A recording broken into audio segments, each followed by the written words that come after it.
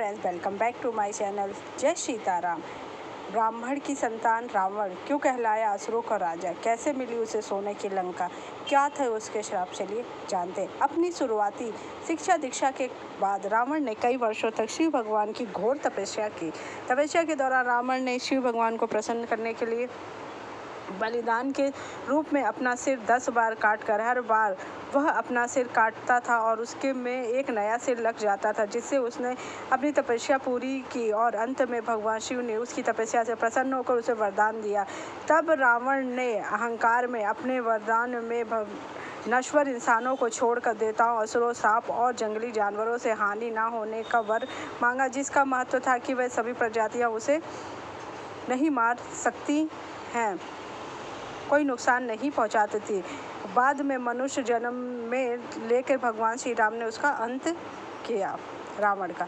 रामायण में रावण को ऋषि विश्वा की संतान बताया गया, लेकिन उसकी माँ कैकसी क्षत्रिय राजस कुल की थी, इसलिए उसे राक्षस कहा जाता है। राक्षसी और क्षत्रिय दोनों गुणों के साथ वह बेहद बलशाली और बहुत बड़ा शिव भक्त था। रावण का जन्म महान ऋषि विश्वा बेसनमुनि और उनकी पत्नी दैत्य राजकुमारी कैकसी के घर हुआ। उनका जन्म देवगढ़ में हुआ था, क्योंकि उनके दादा ऋषि पुलस्त ब्रह्मा के 10 मानस पुत्रों में से एक थे। वह 7 महान ऋषियों के समूह में गिने जाते हैं। उसके सदस्य थे कैकसी के पिता और दैत्यों के राजा सोमाली की इच्छा थी कि उनकी बेटी की शादी नवसर दुनिया के सबसे शक्तिशाली व्यक्ति के साथ हो, ताकि उससे एक असाधारण संतान का जन्म हो सके। उन्होंने अपनी बेटी के लिए विश्व के बड़े से बड़े राजाओं के प्रस्तावों को ठुकरा दिया, क्योंकि वह सभी उनसे कम शक्तिशाली। कैकसी ने उनके बाद ऋषियों में अपने लिए वर की खोज की। आखिर में विश्वा ऋषि को शादी के लिए चुना, जिनका एक और बेटा कुबेर था। ऋषि रावण ने बाद में अपने सौतेले भाई कुबेर से लंका छीन ली और उसका राजा बन बैठा। रावण के 2 भाई विभीषण और कुंभकर्ण थे। स्रोतों में अब रावण नाम के एक और भाई का उल्लेख मिलता है। उनकी माँ के कुल का संबंध मरीच और सुबाहु दैत्यों के परिवार से था। कैकसी एक बेटी को जन्म दिया, जिसका नाम चंद्रमुखी, चंद्रमा जैसे चेहरे वाली, या जिसे बाद में राक्षसी शूर्पणखा के नाम से जाना गया।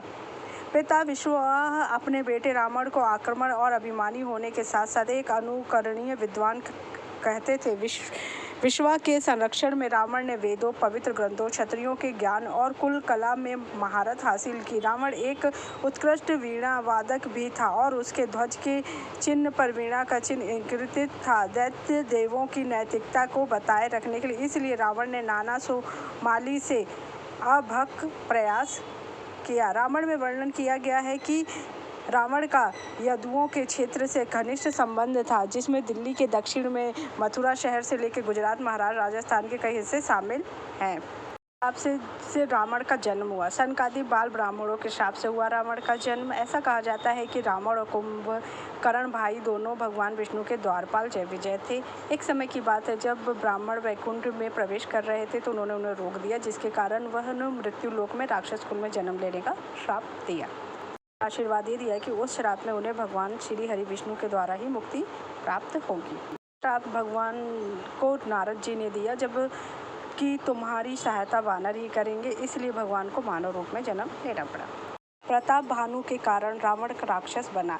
सतयुग के अंत में एक राजा हुआ करते थे, भानु प्रताप। वह एक बार जंगल में भटक रहा था और एक कटरी मुनि के आश्रम में पहुंचा। यह कपटी प्रतापी भानु के द्वारा ही हराया हुआ एक राजा था। उसने राजा को पहचान लिया, लेकिन प्रताप भानु कपटी मुनि की असलियत नहीं पहचानी। इस तरह मुनि ने राजा की ऐसी बातें बताई सिर्फ उनकी जान सकते थे। इससे राजा को लगा कि यह कोई सिद्ध पुरुष है। राजा ने उसे चक्रवर्ती होने का उपाय पूछा। कपटी मुनि ने कहा, 3 दिन बाद ब्राह्मणों को भोजन कराओ और उनसे आशीर्वाद लो, वो प्रसन्न हो जाएंगे तो तुम चक्रवर्ती ब्राह्मण बन जाओगे।